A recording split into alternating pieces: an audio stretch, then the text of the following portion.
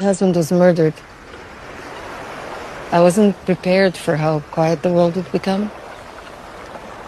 The sounds that a person makes in your life, the rhythms, how you expect a certain sound at a certain time of day, the door, footfall, stupid thing he used to do that annoyed me. Then suddenly there's nothing. It's just great silence. For me, every moment since has been about trying to fill that silence. You need to ask yourself, doing all this, is it how you should fill yours?